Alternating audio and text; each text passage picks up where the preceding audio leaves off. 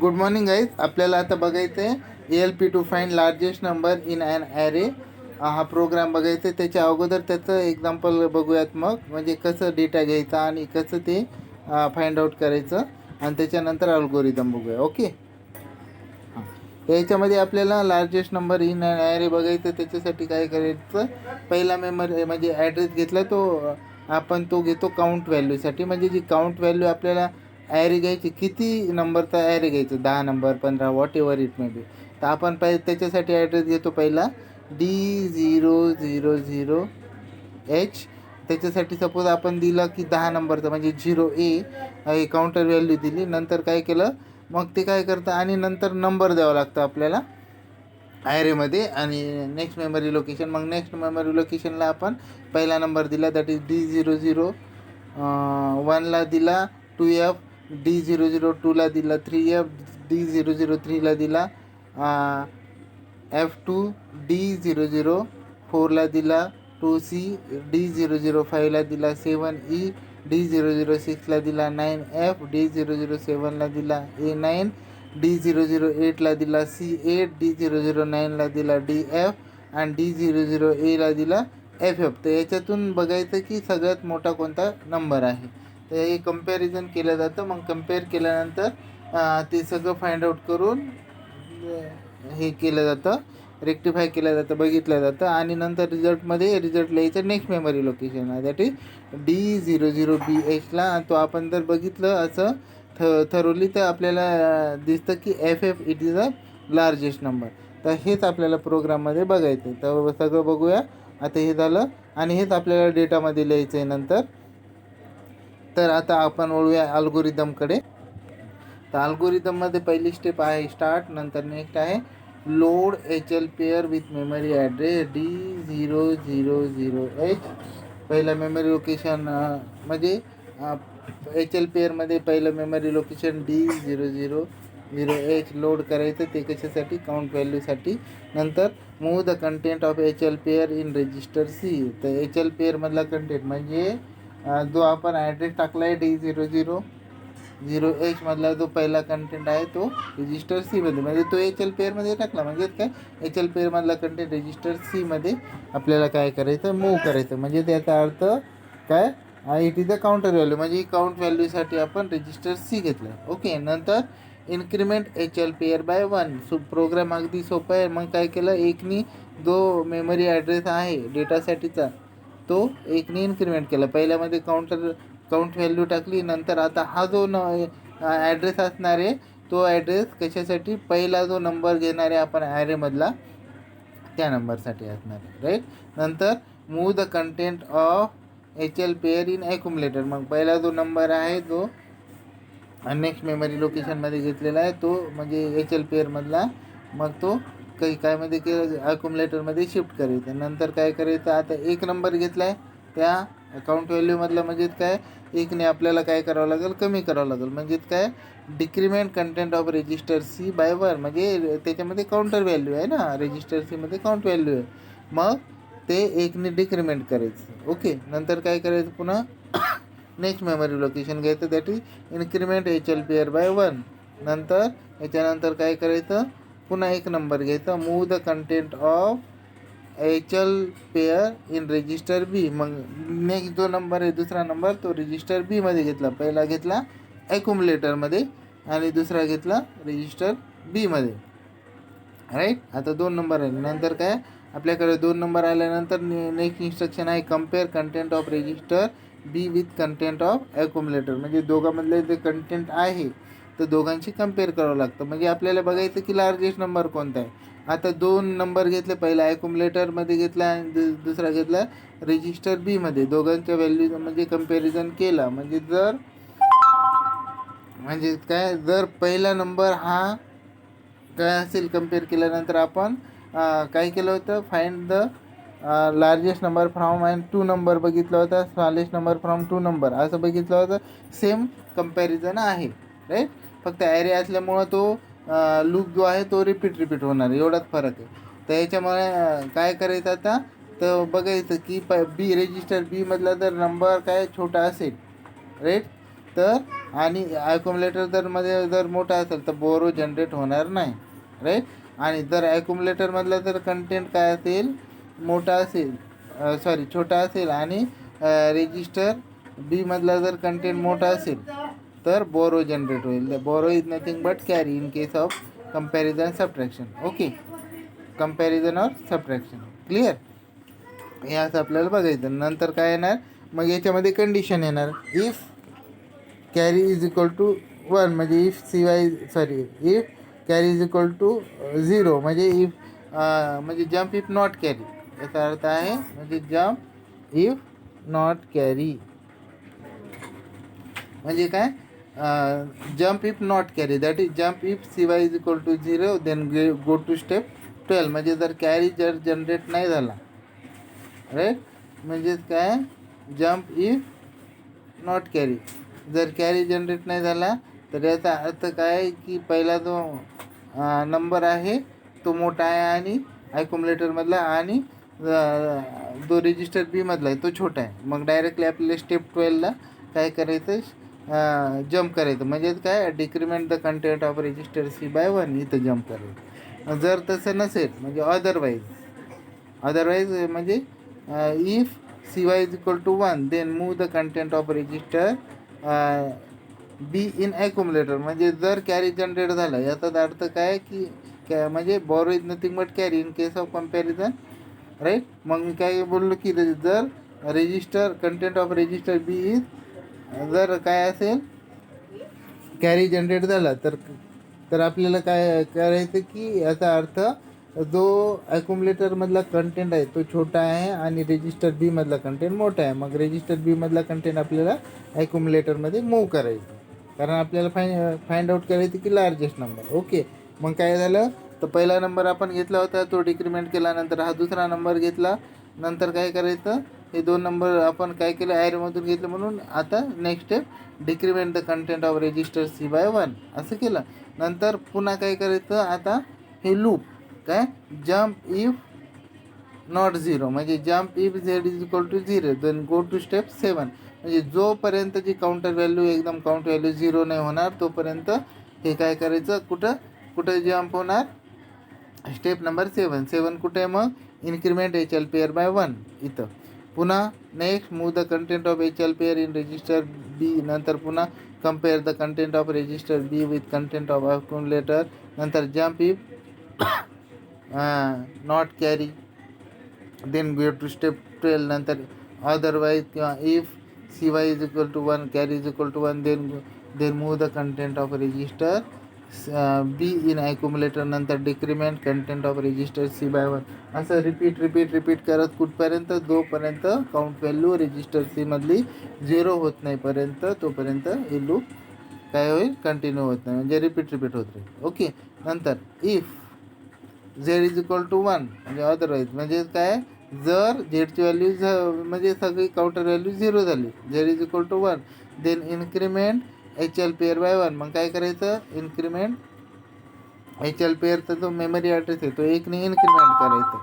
आणि ते झाल्यानंतर मग नेक्स्ट आहे move the content of accumulator to memory location. म्हणजे काय असणार आहे, मग ॲक्युमुलेटरमधला जो कंटेंट आहे तो जो मेमरी लोकेशन आपण घेतला आहे आता त्याच्यामध्ये मूव्ह करायचं. म्हणजे काय, स्टोअर द लार्जेस्ट नंबर, तो असणारे लार्जेस्ट नंबर, आणि लास्ट वन स्टॉप. ओके, तर आता आपण बघूया की काय फ्लोचार्ट बघूया. प्रोग्राम अगदी सोपा असणार आहे. आता याच्यामध्ये flowchart is a pictorial representation of algorithm. पहिला आहे स्टार्ट, START, तिथं रॉंग झालं स्पेलिंग, स्टार्ट झालं. ओके, तर करेक्शन करून घ्या, START स्टार्ट, राईट. नंतर स्टार्टनंतर काय, load H L pair with, पहिली स्टेप लोड, पहिला आहे स्टार्ट, नंतर load H L pair with memory address D00H, नंतर move the content of H L pair in register C, that is it is the counter value, नंतर increment H L pair by 1. Same step आहेत अल्गोरिदमच्या. नंतर move the content of H L pair in accumulator, नंतर decrement the content of register C by 1, नंतर increment H L pair by 1, नंतर move the content of H L pair in register register B. नंतर काय, compare the content of register B with content of accumulator. Right. Compare झाल्यानंतर jump if C Y is equal, म्हणजे jump if not carry C Y is equal to 0, then S असेल तर मग next स्टेपला म्हणजे step number 12ला move करायचं. म्हणजे कुठं, decrement content of register C by 1ला मूव्ह करायचं. आणि नो असेल तर मग move the content of register B in accumulator करायचं. Next step, decrement the content of register C by 1. आणि नंतर आता आपलं पेज संपलेलं आहे. मग आपण काही कंटिन्युएशन सिम्बॉल दिलं, त्याला लेबल दिलं ए. आणि नंतर आपण नेक्स्ट स्टेपकडे येऊया. ओके, नेक्स्ट स्टेपकडे येऊ. मग नेक्स्ट आहे ए, कंटिन्युएशनला आला नेक्स्ट पेजवर. मग इथं लिहिलं jump if not 0, Z is equal to 0, then मग इथं काय केलं, नो जर येस असेल तर त्याच्यासाठी आपण काय कंटिन्युएशन सिम्बॉल दिला आणि तो काय केला, त्याला म्हणजे त्याला लेबल दिलं बी. मग बी दिल्यानंतर बघूया आता पुढे काय, तर ते कुठं मूव्ह होते. तर आपण ते पहिल्या पेजवर मूव्ह होतं ते बघा. मग बी लिहिलं आहे आपण आणि ते कंटिन्युएशन कुठं आलं, तर increment H L pair by 1चे वर, म्हणजे तिथं आलं. मग काय, increment H L pair by 1, नंतर पुन्हा move the content of H L pair in register B, नंतर compare the content of register B with content of accumulator, नंतर jump if not carry yes, पुन्हा गो टू स्टेप 12 म्हणजे decrement content of register C by 1, नंतर no असेल तर move the content of register B in accumulator, नंतर decrement content of register C by 1, नंतर पुन्हा continuation symbol तिथं label दिला होता ए. ओके, तर असं ते लूप काय होईल, कम्प्लीट. म्हणजे जोपर्यंत पुन्हा आपण काय आलं, ए कंटिन्युएशन लेबलला आलो, नंतर तिथं काय असणार, jump if Z is equal to 0, then म्हणजे जम्प इफ नॉट 0, जोपर्यंत झेडची व्हॅल्यू 0 नाही होणार तोपर्यंत काय, तो लूपमध्ये फिरत राहणार आहे. राईट. नंतर यस असेल तर मग 0ची म्हणजे झेड म्हणजे जे काउंटर व्हॅल्यू 0 होत नाही तोपर्यंत ते लूपमध्ये फिरत राहणार आणि यस करत राहणार. आणि जर काउंटर व्हॅल्यू 0 झाली म्हणजे रजिस्टर सीमधला कंटेंट जर 0 झाला, मग ते नो कंडिशन फॉलो होईल. मग नो कंडिशन आल्यावर नंतर काय येणार, increment H L pair by 1, एकनी H L pair memory address आहे तो इन्क्रीमेंट करायचा आहे. नंतर move the content of accumulator to memory location, म्हणजे जे मेमरी लोकेशन घेतलं आहे तिथं आपण ॲक्युमुलेटरचा कंटेंट मधलं म्हणजे ॲक्युमुलेटरमधला जो कंटेंट आहे तो त्या मेमरी लोकेशनला मूव्ह करायचा. आणि लास्ट स्टेप आहे स्टॉप, म्हणजे ते काय असणार आहे, तो असणार आहे लार्जेस्ट नंबर. क्लिअर. तर याच्यामध्ये अल्गोरिदम झालं, फ्लोचार्ट झाला. आता येऊया प्रोग्रामकडे. तर प्रोग्रामकडे येऊ आता लगेच. तर प्रोग्राममध्ये बघा, पहिलं आहे मेमरी ॲड्रेस, नंतर मशीन कोड, लेबल, न्यूमॉनिक्स, ऑपरेंड आणि कमेंट. तर पहिलं एक्सटर्नल मेमरी ॲड्रेस आहे C000H आणि इन्स्ट्रक्शन आहे LXI. ऑपरेंडमध्ये लिहिलं D000H. आता comment, load H L pair with memory address D000H. Right. आणि it is a 3 byte instruction, therefore it require 3 external memory address, म्हणजे कोणकोणते, C000, C001, C002. ओके. आणि memory machine code आहे म्हणजे LXIचा code आहे 21. नंतर आहे लोअर बाईट ॲड्रेस 00 आणि higher byte address D0. Okay. Next instruction आहे, नेक्स्ट एक्सटर्नल मेमरी ॲड्रेस आहे C003H. राईट. आणि इन्स्ट्रक्शन आहे MOV आणि ऑपरेंड आहे CM. याचं कमेंट आहे move the content of H L pair in register C. हे काउंट व्हॅल्यूसाठी आहे. म्हणजे पहिला जो मेमरी ॲड्रेस घेतला आहे तो एच एल पेअरमध्ये, ते म्हणजे एच एल पेअरमध्ये काय आपल्याला काउंट व्हॅल्यू टाकायची आणि तो कुठं मूव्ह करायचा, रजिस्टर सीमध्ये. मग रजिस्टर सीमध्ये काय येणार, काउंट व्हॅल्यू येणार. आणि आता it is only 1 byte instruction. त्याचा जो ऑप कोड आहे तो आहे 4E, म्हणून याला एकच मेमरी लोकेशन लागणार आहे, तो आहे C003H. नेक्स्ट मेमरी लोकेशन आहे C004H आणि इन्स्ट्रक्शन आहे INXH. याचा जो कमेंट आहे तो इन्क्रीमेंट HL पेअर बाय 1 आणि it is only 1 byte instruction आणि याचा ऑपकोड आहे 23 म्हणून याला एकच एक्सटर्नल मेमरी ॲड्रेस लागणार आहे, तो आहे C004H. Right. Next memory address आहे C005H. इन्स्ट्रक्शन आहे MOVAM म्हणजेच काय कमेंटमध्ये move the content of HL pair in accumulator. जो पहिला नंबर आहे तो आपल्याला कशामध्ये मेमरीमधनं ॲक्युमुलेटरमध्ये घेतला आहे. मग त्याचा जो ऑपकोड आहे तो आहे 7E. It is also 1 byte instruction. Therefore it require only 1 external memory address that is C005H. Next memory address आहे C006H. इन्स्ट्रक्शन आहे DCRC म्हणजे कमेंटमध्ये decrement content of register C by 1 म्हणजेच काय असणार आहे, जी काउंटर व्हॅल्यू एकने डिक्रीमेंट करायची. का तर आपण पहिला नंबर घेतला आहे ॲरेमधला, ओके, काउंट व्हॅल्यूमधला. तर पहिला नंबर घेतला तो DCRC. तर ऑपकोड आहे OD, सॉरी O नाही आहे, तो आहे 0D, कारण it is not a hexadecimal number. तो 0D आहे, इथं कन्फ्यूज व्हायचं नाही आहे. 0D आहे तो. आणि याचा एक्सटर्नल मेमरी, कारण 1 बाईट इन्स्ट्रक्शन म्हणून एकच मेमरी ॲड्रेस लागणार एक्सटर्नल, तो आहे C006H. नेक्स्ट मेमरी ॲड्रेस आहे C007H. इन्स्ट्रक्शन आहे INXH. याचा कमेंट आहे इन्क्रीमेंट HL पेअर बाय 1 आणि it is also 1 byte instruction. हा जो मेमरी ॲड्रेस आहे नेक्स्ट जे डेटा घेणारे आपण ॲरेमधला त्याच्यासाठी आहे तो. आणि नंतर काय याचा जो ऑपकोड आहे तो आहे 23 आणि it is only 1 byte instruction. Therefore it require only 1 external memory address that is C007H. Next external memory address आहे C008H. इन्स्ट्रक्शन आहे MOVBM. कमेंट आहे move the content of HL pair in register B. Right. आणि आता याच्यामध्ये जो दुसरा number आहे तो मेमरीमधला आपण रजिस्टर Bमध्ये घेतला आहे आणि आता it is only 1 byte instruction. Its opcode is 46. याचा ऑपकोड आहे 46. It is only 1 byte instruction. Therefore it require only 1 external memory address that is C008H. Next memory address आहे C009H. इन्स्ट्रक्शन आहे कंपेअर B, CMP-B म्हणजे काय पहिला number ॲक्युमुलेटरमध्ये, दुसरा number register Bमध्ये, 2 नंबर घेतले, ओके. म्हणजेच काय compare content of register B with content of register A, content of accumulator. Right. It is only 1 byte instruction. याचा ऑपकोड आहे तो आहे B8 आणि म्हणजेच याला म्हणून एक्सटर्नल मेमरी ॲड्रेस एकच लागणार दॅट इज C009H. आणि आता याच्यामध्ये कम्पेअर केल्यानंतर कंडिशन जर काय jump if next external memory address आहे C00AH आणि इन्स्ट्रक्शन आहे JNC म्हणजे जम्प इफ नॉट कॅरी.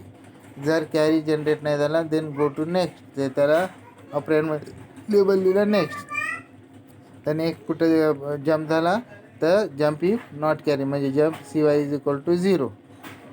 मग कुठं मूव होतं ते आहे DCRCला. मग काय याचा जो एक्सटर्नल मेमरी ॲड्रेस आहे DCRCचा तो आहे C00EH, ओके.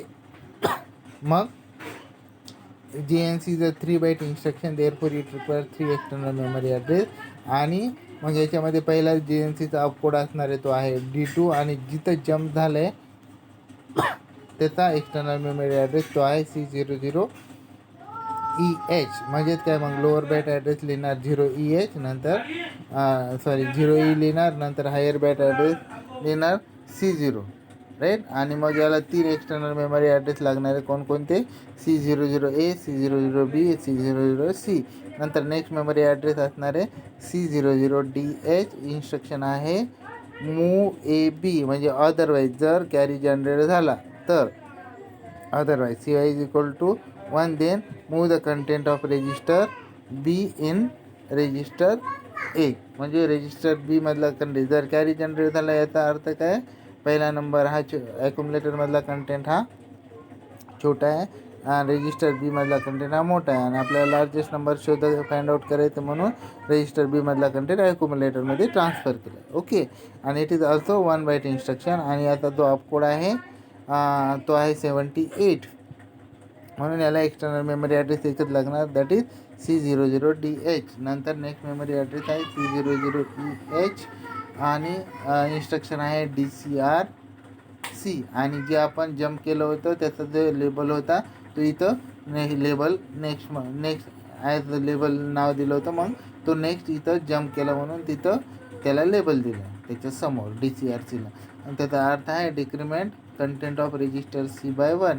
आता 2 नंबर घेतले होते ना आपण, तर पहिला अगोदर डिक्रीमेंट एकने केला होता, नंतर हा केलाच नाही दुसरा नंबर बीचा, म्हणून डिक्रीमेंट रजिस्टर C म्हणजे 2 नंबर आपण डिक्रीमेंट केले ॲरेमधलं, म्हणून लिहिलं decrement content of register C/1. आणि आता it is only 1 byte instruction. आणि आता जो अपकोड आहे तो आहे 0D. आणि याला एकच मेमरी ॲड्रेस लागणार, कोणता C00EH, कारण 1 बाईट इन्स्ट्रक्शन म्हणून. नेक्स्ट एक्सटर्नल मेमरी ॲड्रेस आहे C00FH आणि इन्स्ट्रक्शन आहे JNZ, ज्यात इज जम्प इफ नॉट 0. आणि त्याला लेबल दिलं आहे ऑपरँडमध्ये पहिलं बॅक, आणि त्याचं कमेंटमध्ये लिहिलं jump if Z=0, that is jump if not 0. मग ते बॅक कुठं द्यायचं, ते डायरेक्ट तिथं जम्प होतं कुठं INX स्टेप नंबर 7ला. म्हणजे काय त्याचा एक्सटर्नल मेमरी ॲड्रेस आहे C007H. मग JNZ is a 3 byte instruction आणि therefore it require 3 external memory address. आणि JNZचा पहिला अपकोड आहे C2. आणि नंतर जिथं जम्प करतात ते त्याचा एक्सटर्नल मेमरी ॲड्रेस घ्यावा लागतो. पहिला आहे तो मेमरी ॲड्रेस आहे C007H. आणि नंतर आपल्याला घ्यावं लागतं lower byte address that is 07 आणि higher byte address C0. Therefore it require 3 external memory address. कोणकोणते C00F, C010, C011.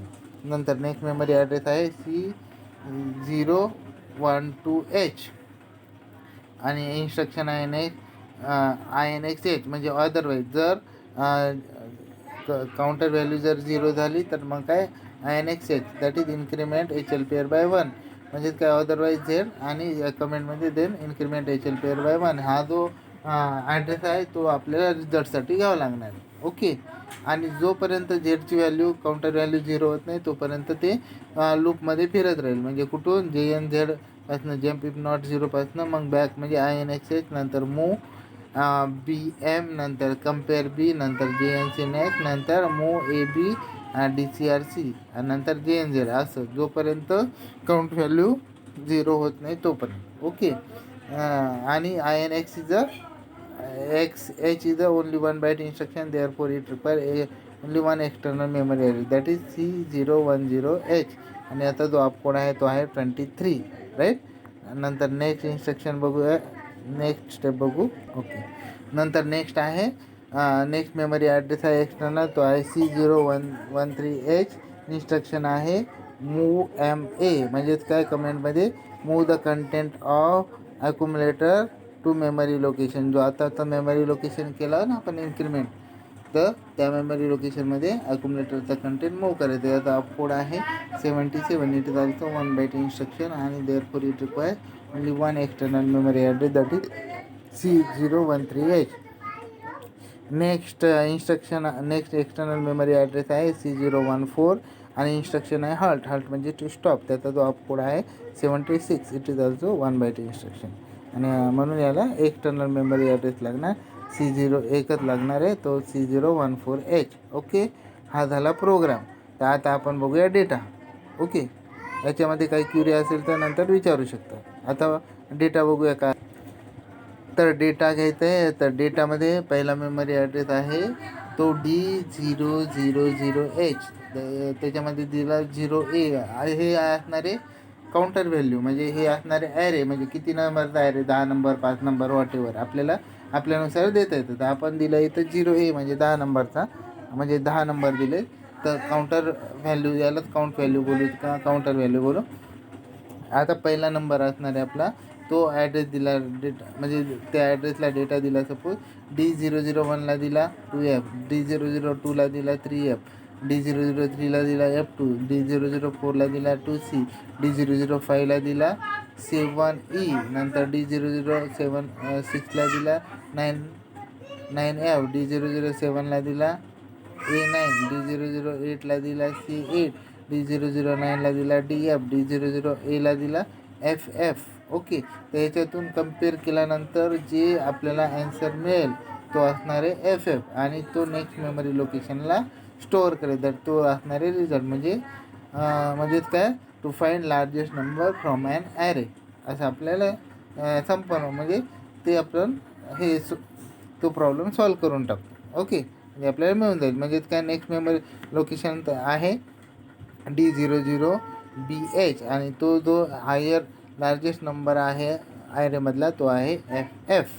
ओके, तर असा आहे हा प्रोग्राम. तर याच्यामध्ये कोणाला काही क्युरी असेल तर नंतर विचारू शकता.